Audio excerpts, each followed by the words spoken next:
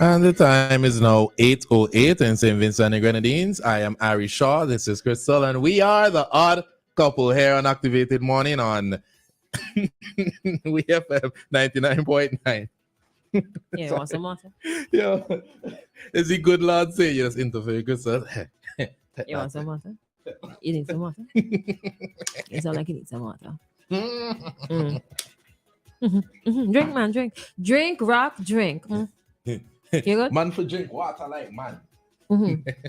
No weak jelly back. No weak tell you back. I let him listen to the TikTok sound. Is this? She looked like, I don't know if she was a preacher or what, but she was like on a pulpit in a church. Man, a man must stand up like man. Anyways, some folks would know it. Okay. The TikTok users would know. I thought we were gonna. No, we're not gonna. No. Speaking about men. Oh no, hold on. Before we get there, WhatsApp number is 4579997. The number to call 4579997 to join us in this discussion here. And we're live on Facebook and YouTube. At WEFM 99 SVG. And of course, that's the same handle for the other platforms, Twitter, TikTok, Instagram, and the two that we mentioned, Facebook and YouTube. Speaking about men. This one's sad. Thought you were going to take the lead. Okay. You set me up there, boy. I And watch then it. you said, Speaking about men. but it did. Oh, I didn't say. I wasn't looking I over. didn't do that. Now, came across this story here. Industrial robot crushes worker to death as he checks whether it was working properly. In South Korea, an industrial robot crushed a worker to death at a vegetable packaging. And I'm reading this from CBSNews.com. Police said as they investigate whether the machine was unsafe or had potential defects. According to police officials in the southern country, Gosong, the man died of head and chest injuries Tuesday after he was grabbed and pressed against the conveyor belt by the machine's robotic arms. This is terrifying to read. The machine was one of two pick-up-and-place robots used at the facility that packages bell peppers and other vegetables exported to other Asian countries. Such machines are common in South Korea's agricultural communities. It wasn't an advanced, and I'm quoting, advanced artificial intelligence-powered robot, but a machine that simply picks up boxes and puts them on pallets. End of quote. Said Kang Jinji, who heads the investigations department at Gosong Police Station. He said the police were working with related agencies to determine whether the machine had technical defects or safety issues. Another police official who didn't want to be named because he wasn't authorized to talk to reporters, Pampaluzzi, said police were also looking into the possibility of human error. The robot sensors are designed to identify boxes, and security camera footage indicated the man had moved near the robot with a box in his hands, which likely triggered the machine's reaction. He also said it's clearly not a case where a robot confused a human with a box. This wasn't a very sophisticated machine. South Korea has had other safety accidents involving industrial robots in recent years. In March, a manufacturing robot crushed and seriously injured a worker who was examining the machine at an auto parts factory in Gunsan. Last year, a robot installed near a conveyor belt fatally crushed a worker at a milk factory in, I cannot pronounce that word. Listen, if it's one thing that's giving me stress is Korean, eh? But according to Korea news agency Yonhap, it says that the man was checking the robot sensors operations ahead of its test run at the pepper sorting plant in South, I'm going to pronounce that word, province, scheduled for November 8th. The agency adds, quoting police, the test had originally been planned for the 6th of November, but was pushed back by 2 days due to problems with the robot's sensor. The man, a worker from the company that manufactured the robotic arm, was running checks on the machine late at night into the night on Wednesday when it malfunctioned. This is BBC. Listen, buenos dias, that's George or Jorge? George. Mr. Valentine. Mr. Valentine. When in doubt, go to the last name. Straight. In an official report from Donggo Seong Export Agricultural Complex, which owns the plant, call for a precise and safe system to be established. Yeah, in March, a career man, that's the same thing you just said. In his 50s, suffered serious injuries. Listen, I could not imagine what was going through this man's mind as this robot pressed him against this wall and broke his ribs, I believe. It says head and chest injuries. But, morning, George. I find it to be rather terrifying. I don't know. I would have been probably real frightened to work in like factories that have robots that are working to ensure smooth, timely processes and to cut back on the cost and what's not and human error. But what about robot error that costs a life? That's really crazy to me.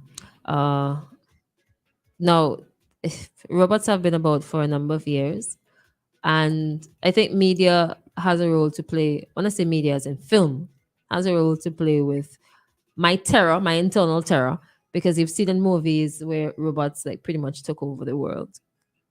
And when you hear these actual stories, like are they making these movies based on like studies and what could possibly happen, or are they making them based on reality and not just like fiction? So I have a theory, right? Anything we see happening in movies in America happening in real life, and Korea is a movie town itself. So I guess my theories could go over international waters because a lot of strange things that I have seen in movies, not aliens or nothing outrageous, but I have seen happen in America. Like, what? Strange things are happening.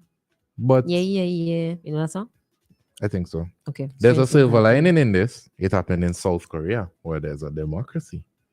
So this company is now open to lawsuits, and the family might see a hefty sum for this accident. So there's a silver lining. Silver lining. I don't even consider that to be a silver lining. Person dead. Yep, unfortunate. A very, very unfortunate. But a lot of times people die and that's it. The family left with a burden. True, so, no compensation. No compensation. Who is going to compensate? The maker of the robot or the company that installed the robot? And that is for a court of law to decide. Because I think both of them might be liable. But then they also were saying that the guy was fixing the sensors.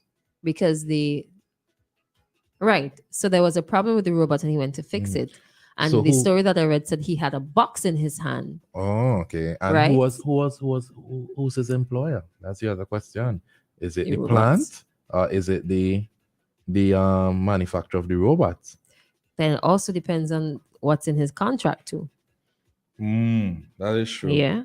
But okay, so he had a box in his hand and the robot is programmed to pick up boxes and put them somewhere else, move them. But the robot was not programmed to crush the box. Yeah, I didn't even think about that. Right? It's just to pick up and put down, move. It's an arm. But remember, it had sensor problems. So what if when he picked up the guy heavier than the boxes, because the boxes are peppers, he picked up the guy that was heavier than the boxes, it probably malfunctioned. It malfunctioned before because he should not have picked up the guy. He should have, even if the box was next to the guy, he should not pick up the guy. Well, I guess all that is part of the malfunctioning. I know, I'm just thinking, perhaps is there a stop, like command to say no, this is not, I don't know. This is why technology and like AI are a bit scary to some folks because of like worst case scenarios. You program a machine to do something. If you're not the person who built that machine, can the machine generate its own mind, quote unquote? I've seen stories where, the Siri, something like that, would talk to me, hey Siri, do this, whatever. And there were people in other states that were hearing the conversations that were happening in homes. I'm trying to remember the name of this movie. It's Annabelle. There's a movie where they made a doll. And it's a funny dance to it that went viral on TikTok or something. trying to remember, but it was an AI doll they had made to babysit. No, it's not A babysit. doll? It is not babysit. Oh, that's a different scary movie I'm thinking. But yeah, they made the doll reactive, interactive. Megan. Somebody says Megan. It's Megan. Carlin. It's Megan Carlin. What? Explain that to me. Megan, they made a doll, and the doll was interactive, it was AI. So they created the program and they transferred the program into the doll, and then the doll had a mind of its own. The doll started protecting the person. Oh, they scan you. Child. Yeah, the doll would scan you, and then. But the doll wasn't like relatively big. Yes, it was child like size. A child, yeah. Right, and the mother was fight. Okay, I saw the trailer. I didn't watch it. That movie was terrifying because remember, we're moving from folklore and we're moving from obia, witchcraft. We're moving from old beliefs to something more closer to home, AI. These robots are out to get us. They're out to get us. And unfortunately, this South Korean man is probably one of a few people who face the wrath of malfunctioning software. What if like what happens in movies could actually happen in real life? Like they all malfunction at the same time. And then you see the red eyes coming towards you and then they just oh boy. Technology is amazing. Technology has advanced so much over the years, but there's still a few drawbacks. I think once there's like proper legislation and regulation and all these Asians and what's not in place, we should be okay. Problem might come is when they don't work properly. What would you do if the robot arm had picked you up? What else but scream? So I would have been a super Vincent that day. I would have hit that robot arm a dukuna here. A dukuna. One solid dukuna. The spirit of Joseph Chatier. One banana root. One banana leaf. One banana leaf. This guy is not serious. But it's really scary, boy. I could imagine what a guy was thinking about in his last moment. He went there to fix this malfunctioning robot. Does St. Vincent and Grenadines have robots? You know, we have a robotics team here, you know. Yeah, they didn't just... Yeah. Didn't they just go to South Korea? Where did our robotics team go? You're so alarming. You're so alarming. Stop it. Where did our robotics team go? If they went to South Korea, why? We need to warn them. Look, an interesting one. No, come on. I don't think it's a matter of warning. The robotics. Singapore. But that was last month. That was October 31st. 67th, placing 67th out of 191 countries. Big up yourselves one time. Okay, I think the robots will kill the first 50. So I think we're safe. Boy, my pressure does go up. It goes up. Ooh, good question. Yeah. Would you get into one of those self-driving cars? Never in a million years. What's your answer? You going on? I prefer dead. Listen, you mean to tell me I'm giving up my life to this AI and this AI deciding where it's going to take me, whatever. You know how many movies. Isn't it? You tell them where you want to go. Yeah, you put in your location. Listen to me. I have seen way too many movies. You see Fast and the Furious where they hack into all the computers of vehicles and driving vehicles up and down New York. No, ma'am. No, ma'am. I watch way too much. It's too much or too many. I watch way too many movies to say, hey Siri, take me to Argyle International. No thanks. No thanks. I would drive. I don't care if I'm tired. First of all, we would have to have the most advanced version of that technology possible in St. Vincent and Grenadines. Because, number one, the potholes in some areas, them cars going to have to know how to maneuver, how to swivel left and right, you know? They wouldn't survive down there. So it doesn't even matter. So the answer is still no. What do you mean the AI will be able to scan ahead and see where the potholes are? Fly over them. Fly over them. It's like, I'm tired of driving in St. Vincent and the Grenadines. There are too many corners.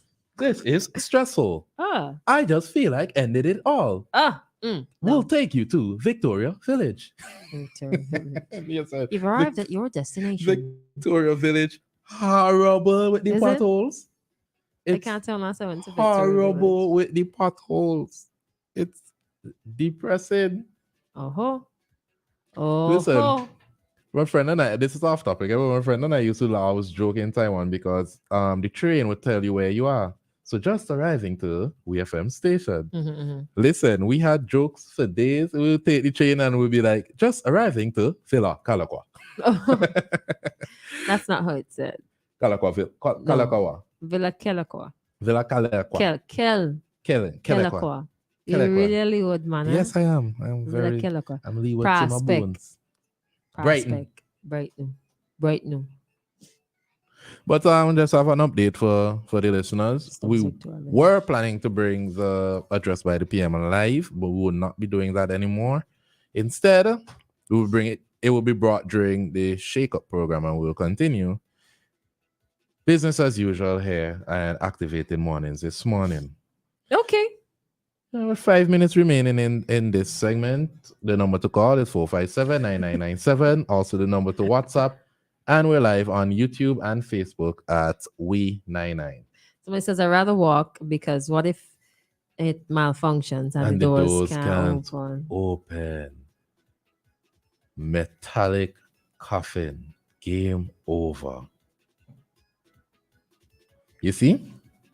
And that at that point is when you will have a non-jelly back man. I'll take to open your doors. I'll take my very old quote unquote self, and that's why it's okay. So some of the modern vehicles I have been in, the doors open automatically, and some of the doors you can't even like touch the knob to open it. It just like once you pull it and open, it just opens. Like, so what if something goes wrong? I can't get out of this vehicle here. I can't even find the knob to turn on the window. This is so terrifying. As much as I love these vehicles that are Apple and Android compatible, I am very afraid of them. My dream car is a BMW E30, 1990s.